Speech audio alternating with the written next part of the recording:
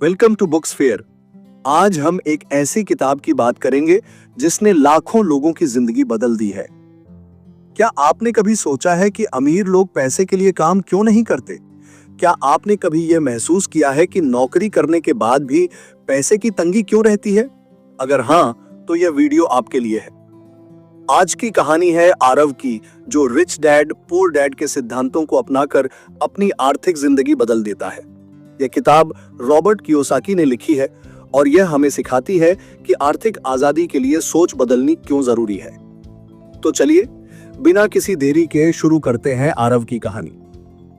यह कहानी है आरव की। वह एक छोटे से शहर में पला बढ़ा। आरव के पास दो पिताओं जैसे रोल मॉडल थे। पहला था उसका अपना पिता, जो एक शिक्षक थे। वह ईमानदार, मेहनती और पारंपरिक सोच वाले थे। उन्हें हम पुअर डैड कहेंगे। दूसरा था उसके दोस्त आदित्य का पिता। वह एक सफल बिजनेसमैन था। आरव उसे रिच डैड कहता था। पुअर डैड हमेशा कहते थे, अच्छी पढ़ाई करो, एक सुरक्षित नौकरी ढूंढो और मेहनत से जिंदगी बिताओ। वहीं रिच डैड कहते थे, अगर तुम अमीर बनना चाहते हो तो पैसे के लिए काम करना बंद करो और पैसे को अपने लिए काम पर लगाओ। आरव इन दोनों विचारधाराओं के बीच फंसा हुआ था। उसने दोनों से सीखने की कोशिश की और यही उसकी जिंदगी बदलने का आधार बना। रिच डैड ने आरव से कहा, अमीर लोग पैसे के लिए काम नहीं करते। लोग नौकरी करते हैं, सैलरी पाते हैं और अपने खर्चों में उलझे रहते हैं। लेकिन अमीर लोग सैलरी पर निर्भर नहीं होते, वे पैसे को काम पर लगाते हैं। आरव ने पूछा, लेकिन पैसे को काम पर कैसे लगाएं?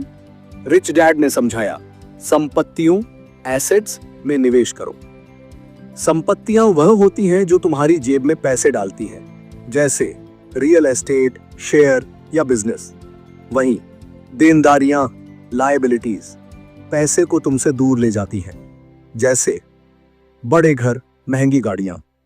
अगर तुम अमीर बनना चाहते हो तो अपनी संपत्तियां बनाओ। आरव ने यह समझ लिया कि उसे पैसे कमाने के अलावा पैसे को संभालना भी सीखना होगा।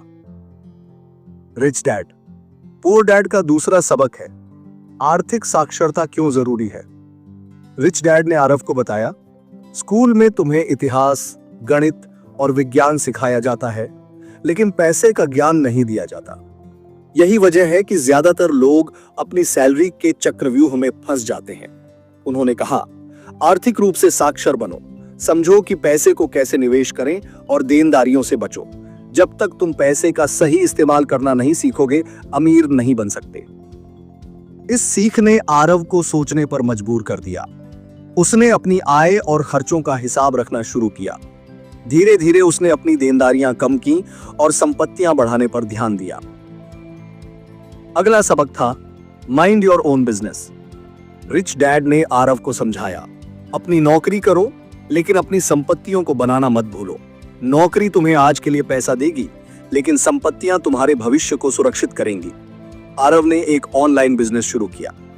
यह छोटा था, लेकिन उसने इसे अपने पैसों से धीरे धीरे बढ़ाया। उसने समझा कि अपनी संपत्तियां बनाना जरूरी है। उसने अपने बिजनेस से कमाए पैसे को फिर से निवेश किया। आरव को टैक्स की समस्या ने परेशान कर दिया।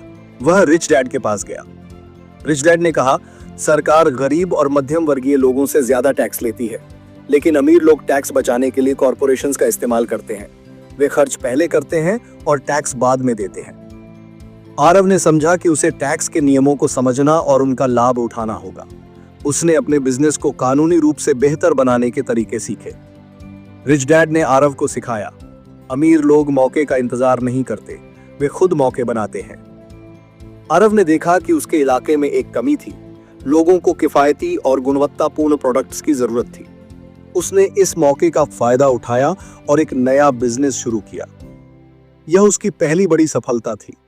उसने सीखा कि सही मौके की पहचान करना और जोखिम उठाना अमीर बनने की कुंजी है। रिच डैड ने आरव को सिखाया, पैसे के लिए काम मत करो, स्किल्स सीखने के लिए काम करो।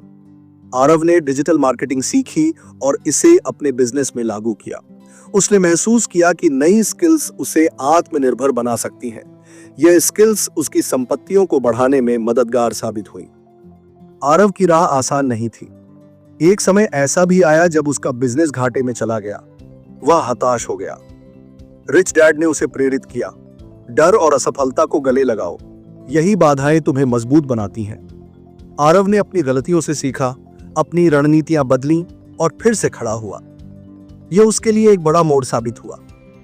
रिच डैड ने कहा, पहला कदम उठाना सबसे मुश्किल होता है, लेकिन एक बार जब तुम शुरू कर दोगे तो रास्ता खुद बन जाएगा। आरव ने रियल एस्टेट में निवेश करना शुरू किया।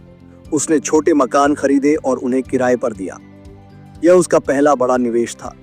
इसके बाद रिच डैड ने कहा, अगर तुम्हें और ज्यादा चाहिए तो सीखना मत छोड़ो, नई किताबें पढ़ो, सेमिनार में जाओ और अपने ज्ञान को बढ़ाते रहो। तो दोस्तों, यह थी आरव की कहानी, जो रॉबर्ट कियोसाकी की किताब रिच डैड पुअर डैड से प्रेरित थी। यह किताब हमें सिखाती है कि पैसे को समझना और उसे सही तरीके से संभालना कितना जरूरी है। अगर आप भी आर्थिक स्वतंत्रता की ओर बढ़ना चाहते हैं तो इस किताब को जरूर पढ़ें। अगर आपको यह वीडियो पसंद आई हो तो इसे लाइक करें, शेयर करें और हमारे चैनल बुक्स फेयर को सब्सक्राइब करें। हम फिर मिलेंगे एक नई किताब और एक नई कहानी के साथ। तब तक के लिए पढ़ते रहिए और बढ़ते रहिए।